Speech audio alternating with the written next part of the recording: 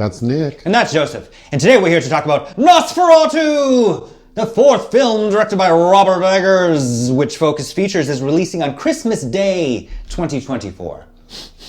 I'm familiar with Robert Eggers movies. Actually, we're both big fans of Mr. Eggers and his brothers.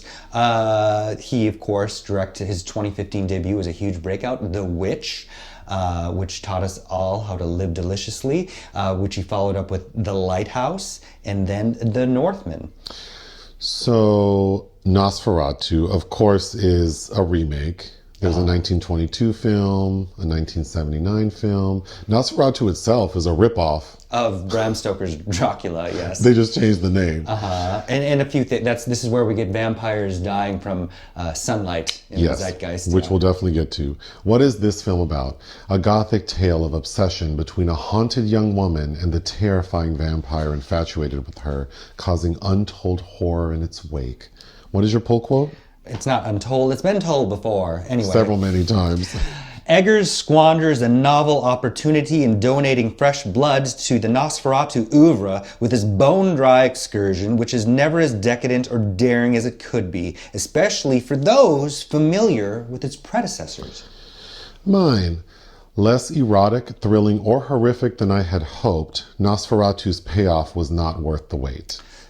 That said, I didn't hate it, but especially because early screenings and this like major hype about how significant it is like, I'm tired of this hyperbolic bullshit. I was very much looking forward to this film because I knew the film. It's very rare that I recognize a filmmaker, like their name, and remember their movies.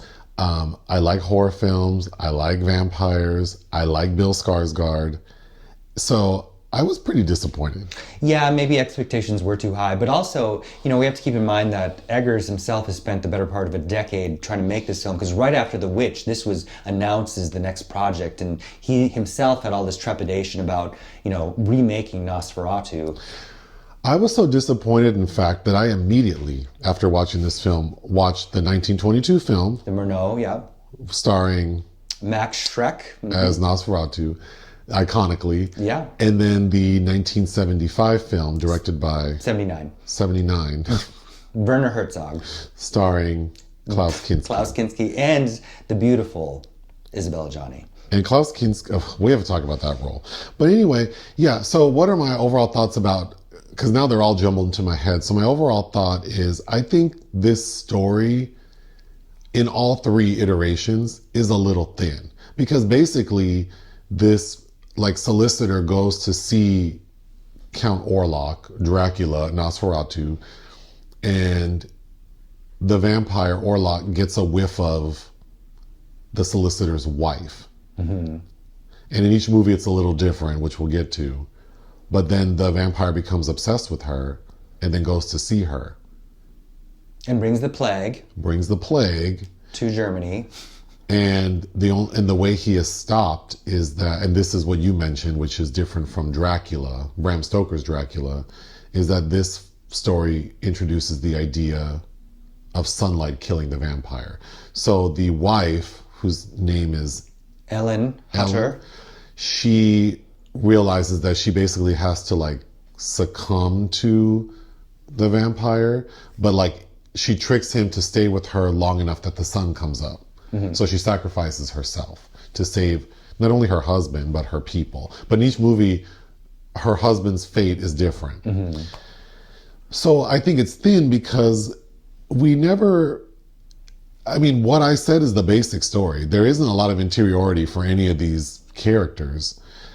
What's different about the new movie is that we spend a lot more time with the wife, played by Lily Rose Depp. Mm-hmm. Ellen. Mm-hmm.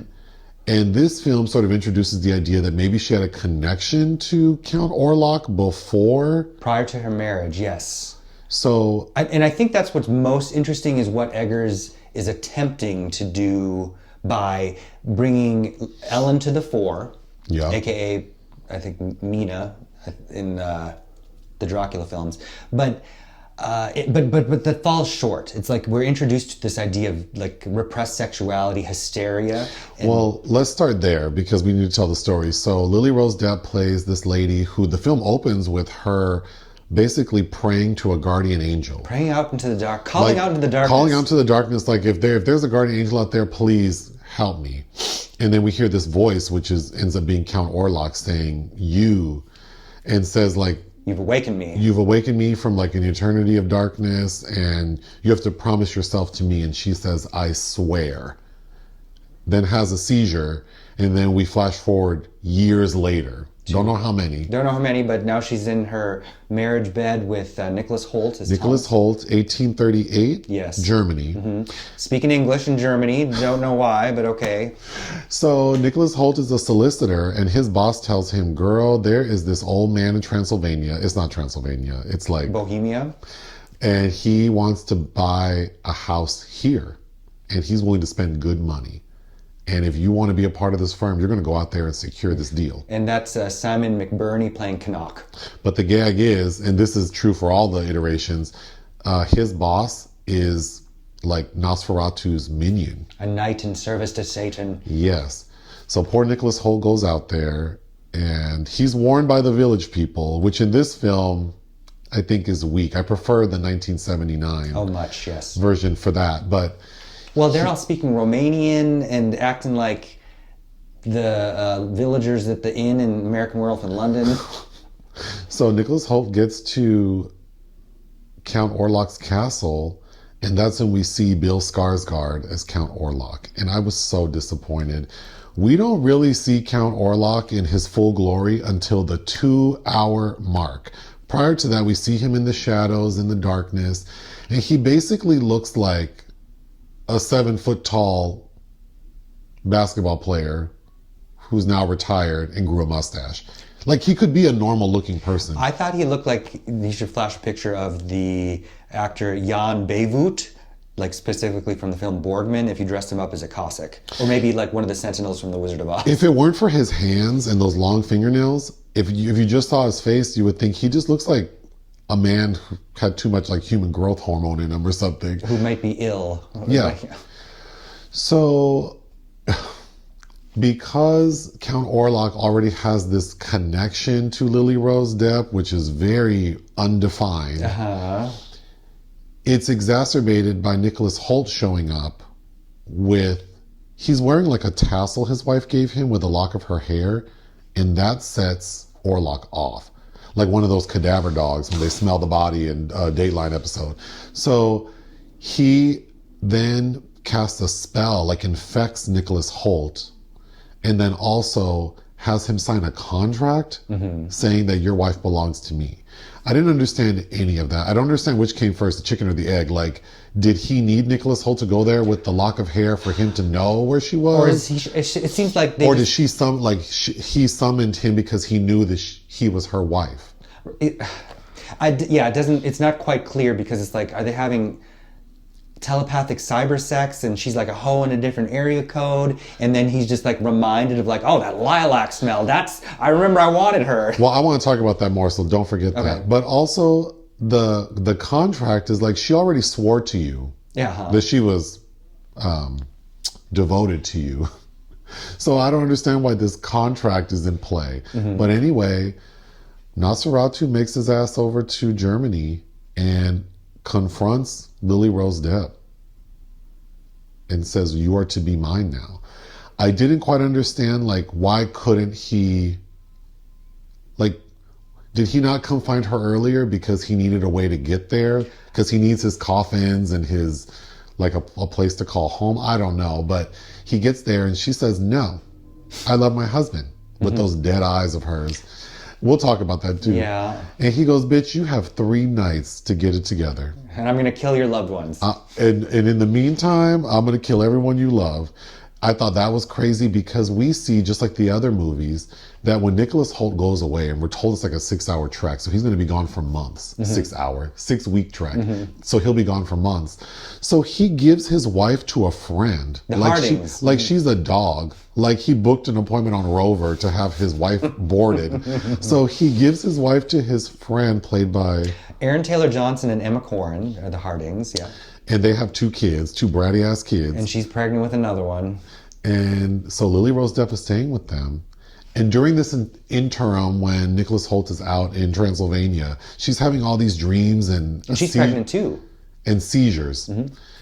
But when Orlok shows up and he tells her 3 nights, he kills the wife, the kids, which of course upsets Aaron Taylor Johnson. Also, during that time when she's having the seizures, we have Willem Dafoe, Franz, who's basically like Van Helsing. Van Helsing and in Poor Things mode a little bit too. Who is acting like the leprechaun from the Leprechaun movies. I was actually highly entertained because that character is usually considerably placed on the back burner and he brings it to the fore. He really does. And he's the one who believes that something demonic is going on. He doesn't know much about the vampires, but all of this culminates in Lily Rose Depp understanding that basically she has to sacrifice herself to save her husband and her community because this vampire is going to wreak havoc. And he's brought the plague. And he's brought the plague with these rats. Mm-hmm. So I think the best scene in this movie, and I think doing something that the other films couldn't do just because of technology, is we finally see Bill Skarsgård in full form in the sunlight while he's over her being sexual. Hunched over. On her. And like Lily Rose Depp has kept him in bed all night by letting him like eat through her heart. Well, that's different about this film. That's how he sucks the blood. Right. Through the chest. But it looks amazing. And then we see his body basically disintegrate from the sun. And he skips leg day. And his legs are puny. But that's how the film ends. Yeah, and I think that's a pretty phenomenal scene, as is kind of, we finally get kind of behind into the sexual hysteria of Ellen, the Lily Rose Depp character, when she basically, it's like a cuckold situation that Nicholas Hoult doesn't quite know about, where she dares him to have aggressive sex with her. Okay, let's talk about that then, because the way you described it is what I would have wanted the movie to be. So really, you're wearing this possession shirt, which is appropriate, because I think this should have, and then shout out to Isabella Gianni in the 1979 film. I think I needed Lily Rose Depp's character to be more like that, like this woman who's anxious, hypersexual, and she maybe is lacking something in her own marriage, and that's why she was susceptible to this dark force. But like, we don't get any of that sexuality. We get the sense that she thinks that this marriage has saved her, but she's really afraid of something inside herself that's being held back. And it actually, I was excited at first because I'm like, oh, is this going off in a very sexual direction of like the Léa Seydoux character in The Beast, the Bonello film, as then this constant anxiety and fear and dread of something that's going to come that's unnameable inside yourself. But the only reason we learn about her sexual dissatisfaction is that she, towards the end, tells Nicholas Hoult, like, you could never please me the way he does. Mm-hmm. And then Nicholas Hoult gets mad and ravages her, which was such a weak sex scene. He pulls on his pants, you don't even see his butt, and then he's hunching up on her while she's saying, like, yes, show him how good you are. And I just thought, what a wasted opportunity, because to remake this movie for a third time in 2024, it's like, well, why don't you do what they couldn't do back then, which is be more openly sexual and have good special effects. Well, also, like, you know, I'm sure Eggers did a lot of research. It's like, you know, the how the medical establishment treated women with hysteria and the massaging of their genitals. There's so many interesting ways you could have gone. I don't know if he was neutered by the studio, Focus Features. I don't know, but what did I like about the movie? I think it's beautifully shot. Mm-hmm. Jarin Blaschke, who Eggers usually worked with, it looks great. And there are some creepy, cool shots. I think, you know, what we know from the 22 and the 79 versions are the shadows. And I think this film has some cool moments with shadows. And his hands look great. There's the one, I think it's in the trailer too, of the shadow of his hand over the city, which was giving me, you should flash a snapshot of the poster art for the Erich von Stroheim film Greed, which is based on McTeague, because that is the hand is very much like that in there, and also from the silent era. Well, I was very disappointed. We'll get to what I didn't like, but I think the ending with Orlok being killed by the sun is, I mean, it's pretty spectacular. Mm-hmm. The score, I think, is also pretty good. Okay, but aside from the story, which we can get more into, I was so disappointed. Why cast Bill Skarsgård in this role when he is wearing a full head prosthetic. You don't even know those are his eyes. In a distorted voice. It's like Linda Blair and Mercedes McCambridge in The Exorcist. It's like this. There's very much we can credit with the performance based on everything that's layered on top of it. It could have been anyone playing that role. Mm-hmm. I don't know why it needed to be Bill Skarsgård. I think Lily Rose Depp, especially after watching Isabella Gianni in the 1979 version, because Lily Rose Depp just seems really frail and dead behind the eyes. She just seems like a sullen teenager still. And people saying that this is like a career height for her, it's like, well, you really don't think much of her career then, because if this is at the height. Because the beauty of Isabella Gianni in the 79 version is the look, she looks, the look behind her eyes is disturbing. Well, Ajani always seemed like she could go crazy. At any moment. In less than 60 seconds, yeah. So that didn't work for me. I mean, while I do like Nicholas Hoult. I feel like he didn't have much to do. But oh my God, with those sideburns, giving me a young Tom Skerritt. Yeah, Or maybe even, what's his name? James Colbert? Marsden. Colbert. I just threw out a James I knew. Okay.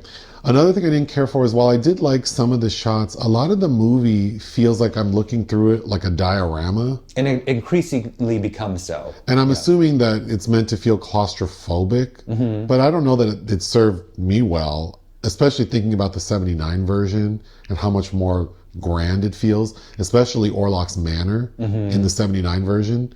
I really felt like I was somewhere. And in this movie, I don't feel like I'm anywhere but a soundstage. Well, Klaus Kinski, I mean, that is the problem with, I think, special effects, is like he's giving a performance, and that's not something I think Skarsgård is actually allowed to do. Okay, so the 22 version is iconic because of the time period, and I'm sure the controversy surrounding the fact that this movie is sort of copying the Stoker estate, I think, tried to bury it, yeah. And then the depiction of Nosferatu is legendary. And legendary enough that Willem Dafoe played Max Schreck in Embrace of the Vampire. Which is a great movie too. And then Klaus Kinski, for anyone who hasn't seen the 1970s, you have to watch it. Klaus Kinski in this movie and Isabella Gianni are so good. But like you said, without any special effects, with minimal practical effects, Klaus Kinski just makes this role he's doing what he does in a lot of movies, but it's so perfect. Yes, and he would do something really... There's a sequel, Nosferatu in Venice, in 1988. Which is imperfect. Which is that's terrible, and I think that there was some assault going on in the set of that film, but Klaus Kinski was a problematic person, to say the least. But his Nosferatu, which was the second to 5 pairings he had with Herzog, legendary toxic pairing, it is, to me, the best version of the film. But talking about that and then thinking about this version with Bill Skarsgård, it's like, besides a couple of shots where he's just standing, because this version's Count Orlok is much more menacing. He's bigger than the other 2 versions. So there are some shots where it's like, ooh. Or the scene where he kills the kids. I like that, I guess. Yes, that was creepy. But Aaron Taylor Johnson the Hardings are tertiary characters, to be clear, and I feel like we get so much screen time of Aaron Taylor Johnson. They're too prominent in this one. Too prominent, and he's overacting. He's playing to the back of the room, and it's like, why? Okay, just going through my notes. There's no contrast in this couple's relationship. We don't really see... I don't know why she's so devoted to him, but I also don't understand her sexual frustration. Well, the opening is so ambiguous, and she just wakes up the spirit, but...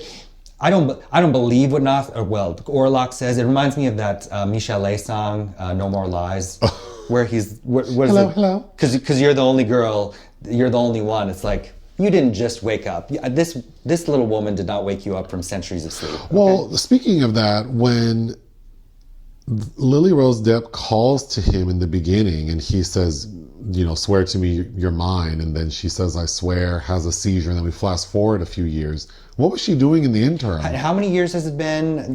What was he doing with her that she swore to do it? Right. It's just... and again, I think you're right. In all 3 versions, they needed a little more finessing on that front. And again, if you're bringing the female protagonist to the fore, let's develop her. Because The 79 version is, what, half an hour shorter? And they do much more. They do have development between the central couple. Well, that's another issue, is this felt like it took a long time to get to squeeze some juice out of this thing. And then it's crazy to think that the 79 version is 30 minutes shorter and it feels so much more involved. Mm-hmm. It's more rich. It's more tangible as well. And maybe, I don't know, Bruno Ganz, I think, is doing kind of the same thing Nicholas Hoult is doing. Like there's about as much to that character and what he's really allowed to do, except for Herzog gives him a very interesting finale. Yes, which we can talk about. But the effect of meeting Lord or Count Orlok in this movie I felt was pretty diminished, because when Nicholas Hoult gets to the castle and gets to the door, someone opens it and I thought it was Lurch, like the butler. Mm-hmm. And then he's talking for a while and we don't realize that it's actually Count Orlok until he goes, "You will address me as Lord, like the title I've earned." And then I realized, oh, this is Nosferatu. Mm-hmm. And then the way he shot it, it never felt like it packed a punch. No. Now in the 1979 version, it's funny because when Nosferatu opens the door, he just opens it like, hey, like he's right there in full light, and it's cute. The servants are asleep and there's all this food. And actually, to be clear, Nosferatu is the Romanian word that means the irredeemable one. Right, that's how the people are referring to him, Count Orlok. Yeah. But yeah, I think, I'm not going to pretend that in the 79 version it's this grand introduction, but it had more impact than this one to me, where it's like I was confused with who had opened the door. Mm-hmm. It took a while to realize, like, oh, it is the vampire. It just seems a bit miscalculated and lumpy. I don't... For having spent a decade on it, I just have to believe that there was some kind of constraint Eggers must have come up with again, and maybe that constraint is his own kind of... how he feels, how he reveres the original film. Well, this one's much more serious, because even in the 79 version, the boss, Orlok's minion, mm-hmm. the one who sent the solicitor, in the 79 version, he's played like he's batshit crazy. Renfield, yes. Yeah, he's like consorting with the rats and acting all crazy. In the new version, this version, the boss it's much more serious. We get a scene with him naked, like drawing his own blood and painting a picture, speaking to Orlok. So I think the director just took it very seriously. Yeah. And as a result, it feels very dry. But so did Francis Ford Coppola with Bram Stoker's Dracula, which feels a lot more decadent and kind of sinister, sexy, erotic, but maybe that's all due to the Gary Oldman performance that he's able to bring to that. Sure. Because maybe just these young people these days don't know how to sell sex appeal. Lily Rose Depp convulsing, I feel bad to say, they looked funny. It was kind of funny to me. And then there's a scene in particular where she's like doing something with her tongue and drooling. It's very Keira Knightley in a dangerous method. That I thought was funny. The first energetic scene doesn't come until the 1 hour, 40 minute mark. Yeah. And that's when Lily Rose Depp is having sex with Nicholas Hoult. Mm-hmm. And like, things are happening. And then she, we're laying the groundwork very painstakingly with what's supposedly going on with her. And it's her asking Willem Dafoe, does evil come from within or from abroad or whatever? I still think Willem Dafoe, while I really like him, every time he popped up, it was like a little goblin popping up. Well, and to find that it's Dafoe who reads the text and deduces that Ellen will be the necessary sacrifice to overcome Orlok. So he has to distract Thomas from saving her that night so that she can keep the vampire in bed till sunlight. What ends up happening to Thomas? I totally forgot, because in the 79 version, the husband actually ends up turning into a vampire. Yes. Mm-hmm. But in this version, he just is gone. I think he's the only survivor. Well, because she dies. I think they show them going back and breaking into the house, getting into the house. But sure. The final shot is just of those the two corpses on the bed. Okay, when we finally see Orlok in the full sunlight at the 2 hour mark, I thought he looked like the Prometheus engineers if they become senior citizens. Oh, okay. Start losing muscle mass. My final question is, How did Orlok not know the sun would hurt him? Why does he sleep in a coffin at night then? Why does he never go out in the daytime? He does, but what this doesn't make what Eggers is not making clear, because Johnny in the 79 version she's reminding the audience twice, I have to distract him from the crow of the cock. Yes. And we only see Lily Rose Depp, he's got his mouth gnawing on her breast, and it's like he's going to leave, and she goes, no more. So he's swooning. That's right. Yes, I think in the 79 version, I really appreciated that we hear the wife say twice that her intention is to distract him from sunup. Where in this one, it just felt so like he was dumb. And how long could he gnaw on her? That lady is emaciated. Well, right. Like it's a slow trickle. How long could you gnaw on? That's the difference between a turkey wing and a chicken wing. Well, that's what you're joking about watching the 1922 version, is she's also trying to make him slow down, and all the music usually from women that are like directing men to like stroke it, Clarence Carter. Yeah. Like, but don't stroke so fast. Slow down, baby. The loving ain't going nowhere. That's all I have to say about this movie. I don't know. I know Eggers wanted to bring back like seriousness, like darkness to the vampire tale, but this, vampires, there was always a sinister sexuality to them, and the hedonism that they represented, and this opens in a way that makes me think it's going there, but this doesn't reach the heights of The Hunger, for sure, which is my favorite vampire film, or even, the flawed adaptation of Interview with the Vampire with Neil Jordan. It doesn't even get off the ground for me. No, and it's just... With the sexuality. Yeah, no. And I feel like, are we still that reduced as a culture that we can't honestly reflect on that in the horror? I mean, this is more, to me, like Salem's Lot Twilight. Well, and Salem's Lot was, of course, inspired by Nosferatu as well. And then even thinking, because, like, the last voyage of the Demeter Joe, because we do get that track, which I think I like. I mean, I hate comparing it, but when you decide to remake a movie, it's like you're going to compare them. Of course. And I preferred the ship travel in the 79 version. I agree. And the rats.